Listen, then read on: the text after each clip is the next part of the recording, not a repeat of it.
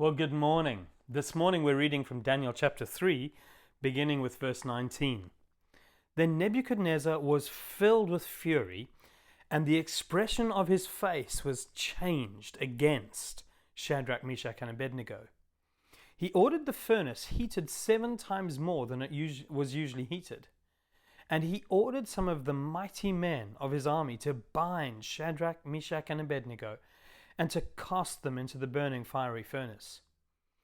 Then these men were bound in their cloaks, their tunics, their hats, and all their other garments, and they were thrown into the burning fiery furnace.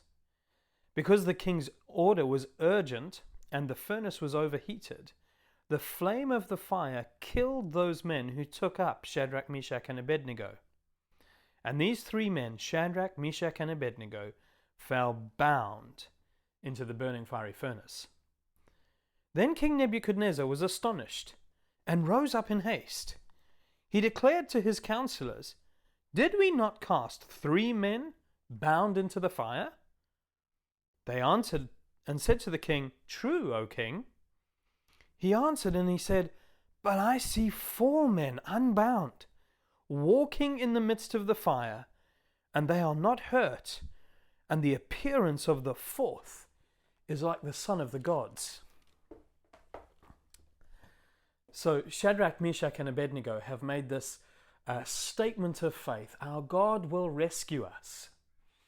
It's interesting, as I reflect over my own experience, often I have not quite got the timing of God's deliverance right in my own life. I've often expected God to rescue me at that moment before I'm thrown into the furnace. But often that's not been the way God has worked things out in my own life. And so it is here with these men. I wonder whether they thought that God would intervene before they landed in the furnace. But that wasn't how it happened. They're bound by these strong, mighty men from the army, and they're thrown into the fiery furnace, heated 7 times hotter. The guards die from their exposure to the flames. And these men fall into the fiery furnace, and then Nebuchadnezzar sees something that astonishes him. He sees that the ropes that they have been bound with burn off them, and all of a sudden these men are walking around in the fire, and then to his shock and surprise, a 4th figure is walking with them, and this figure is not like any normal man. Nebuchadnezzar exclaims, he's like a son of the gods. Well, this is just so typical of God's way of working with us. Often we expect him to rescue us at the 11th hour, and he doesn't. He comes in the 12th hour, in the moment where we have landed in the fire.